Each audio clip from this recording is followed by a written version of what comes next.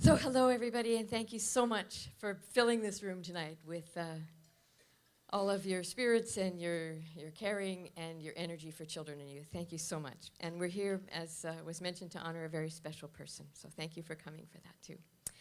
I'm going to quickly tell you, for those of you who are new to First Call or don't know about us, a very quick intro. So for more than a couple of decades now, we are a nonpartisan coalition. We've brought together organizations and individuals from all over BC who are committed to protecting and promoting the rights of children and youth. And as represented in this room tonight, we come from early childhood, we come from youth services, from health, from education, from child protection, from immigrant settlement, from Indigenous organizations, trade unions, and many other ways that children and youth show up in our organizations and in our lives. Now at nearly 100 member organizations, we work together to raise public awareness of child and youth rights, their needs, and to advocate for the investments and the public policy changes that we know will improve their chances of reaching their full potential. Our collective efforts are supported by the efforts of the many. I'm going to start with our little staff of 4. I'm very lucky to work with my little amazing team of coworkers, Julie Cheng. If you're here, Julie, stand up and wave. Julie, John Kennedy, and Deanna Ogle from Living Wage for Families campaign. So thank you very much, my staff. They did a lot of this work tonight to make this happen, so they're mighty. Our steering committee, I want to acknowledge them as well. We're supported by a wonderful team of volunteers on the committee who serve many hours, give many hours of their time and their leadership skills. Several of them could not be here tonight, but please stand, those of you who are here. Geeta, and please hold your applause till I've gone through them all. There's 10 of them. Geeta Chud from the Coalition of Child Care Advocates of BC. Dylan Falconer from PLEA, Community Services Society of BC. Derek Gent from the Van City Community Foundation. John Greshner, retired from the Office of the Representative for Children and Youth. Jocelyn Hamill from Mount Pleasant Neighborhood House.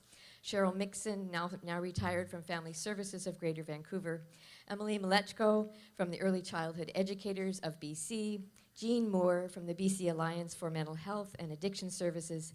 Catherine Moore, a UBC student, and Pam Preston from West Coast Child Care Resource Center. So thank you to all of them for their work.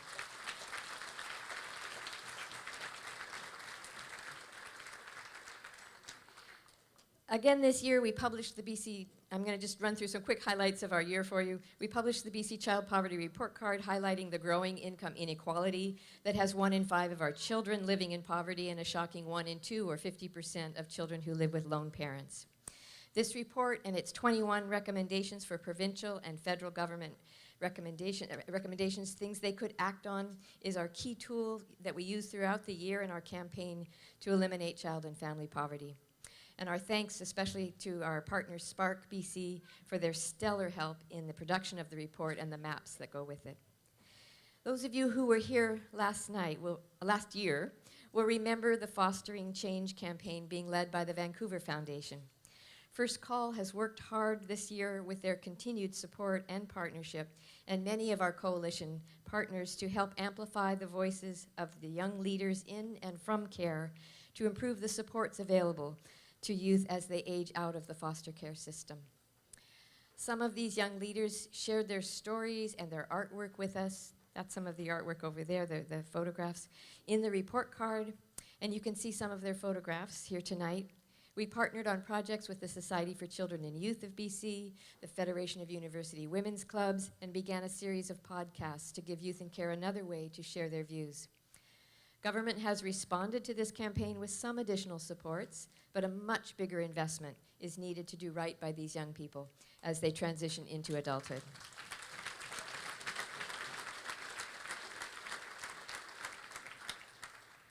Our collective advocacy secured another policy victory this past year when government stopped clawing back maternity and other EI benefits from parents on social assistance.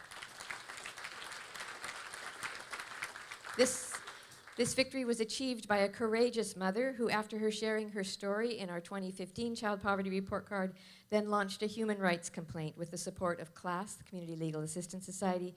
Other families also spoke up, and many active allies were part of that campaign. And kudos to the government for finally making that change. Many of the solutions to child, youth, and family poverty covered in the report card recommendations reflect the leadership of First Call members who bring their amazing campaigns to the coalition table for collective support. Examples include the $10 a day child care plan from the child care advocates and early childhood educators,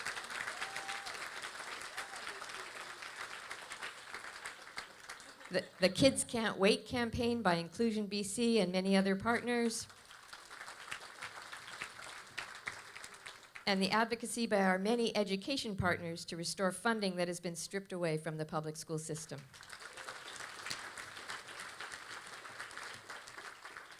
We are proud to bring the broad cross-sector support of our coalition to advocating for these solutions to the crises and the struggles that families are facing in BC.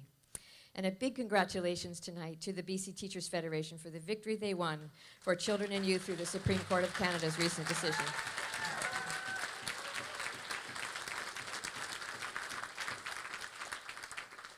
There are many other child and youth rights issues we continue to work on, too many to cover tonight, and I know you want to get on to hearing other people speak. So our colleagues in child-serving agencies and in government services keep us informed about the trends they are seeing, and the ways in which public policies or underfunding are impacting child and family health and well-being. Given the constraints on funded agencies and public servants for speaking out, sometimes it is the united voice making the call for change through the safety of First Call that helps mobilize the public and move government to action. I haven't mentioned our Living Wage for Families campaign, one of the strongest solutions to child and family poverty, which has been developing rapidly with the invaluable support of the labor and other groups that sit on its advisory committee and the living wage employers who help with the employer certification process. Tonight's Living Wage sponsor, the United Way of the Lower Mainland, will give you an update in a few minutes. In closing, I want to recognize the support of some very important organizations that are vital to First Call. Since 2014, we've been housed at the Van City Community Foundation. And by housed, I mean Van City took us in. They gave us office space and other administrative support, including a wonderful group of people at the foundation to work with. Yes, clap for them, please.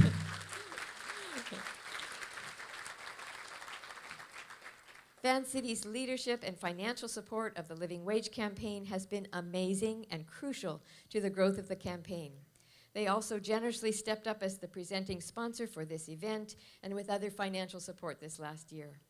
This support and the validation of our work has been invaluable, and we are extremely grateful and proud to be associated with such a progressive organization.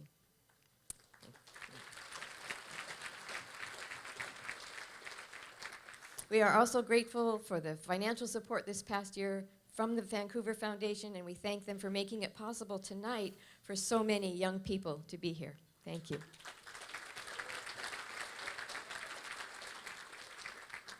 Our thanks also to the United Way of the Lower Mainland for their contributions to the Child Poverty Report Card and some of our other early childhood work, and for being tonight's Living Wage sponsor.